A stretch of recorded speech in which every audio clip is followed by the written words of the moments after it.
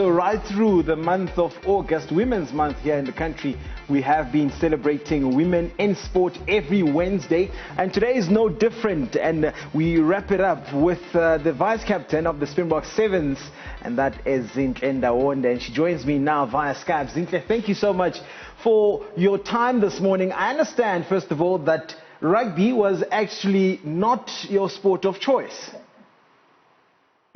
Very good morning to you, Benjamin, and everyone who's watching on the African Newsroom. Yes, actually, initially when I got to high school, I wanted to play soccer, but they didn't have soccer. They had netball and volleyball, all the other sports, and I just thought to myself, no, this is just not for me. I need something that's going to challenge me, you know. So I then joined the attached rugby team that they had at that time, and then in 2006, that's when they actually introduced the actual contact sport. And immediately when I started training with the girls and I was taught how to play rugby, just the basic skills of rugby, I fell in love with rugby, and I thought, okay, this is what I love doing. This gets my mind off a lot of things. This takes me where I want to be. I feel at ease whenever I'm on the field and, you know, just playing, being on the field, tackling someone and actually getting to be involved in that sport called rugby. And before the fame, before getting to play the sport that you now love, you qualified with a degree in sports management, but you couldn't find a job there. What did you do? Thank you very much, good Benjamin. Yes, I did sport management at Durban University of Technology, but when I was doing my BTech, I then realized, because I'm the elder one at home, and I had my mother and my sister that I had to look after.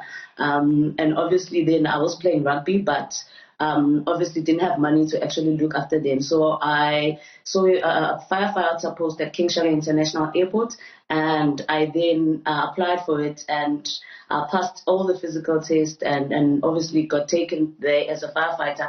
And initially, firefighting as well was not something that I wanted to do.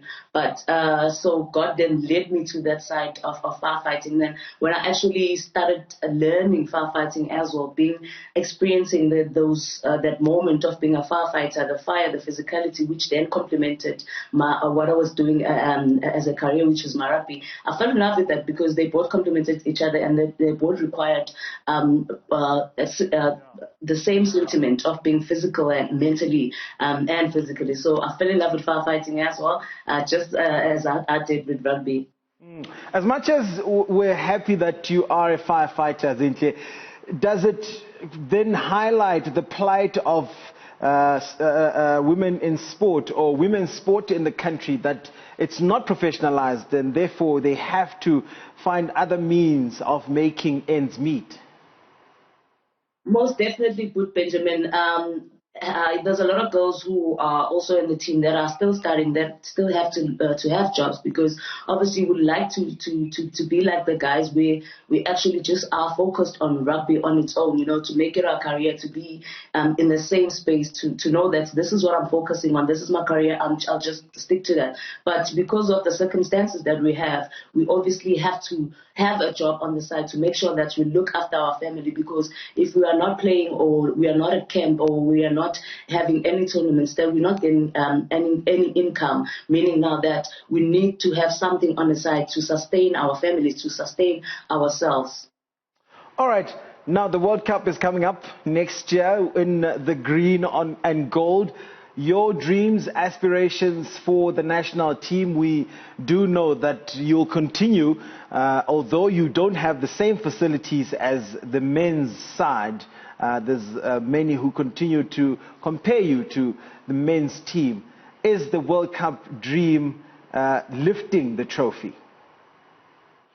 We're super excited, Benjamin. I mean, just on the day when we qualified for the World Cup, the excitement amongst the girls, the excitement in the team, you know, it's every young girl's dream in South Africa to represent your own country. So we're very excited. We have been working. Yes, we had a pandemic, which is the COVID-19, that has affected us a bit, but because our dream is to go to the World Cup and perform, you know, and represent our country, nothing stopped us. We had our management team who has done so well in making sure that they manage us during this time. They've given us programs, diet programs to follow. So they've been quite helpful when it comes to making sure that we are fit and we are well conditioned, so that when we do meet, we then take off from there. But in all, we have been preparing so much for this World Cup. We're super excited, and we wishing that all of South Africa can be behind us to support us as we go towards our World Cup.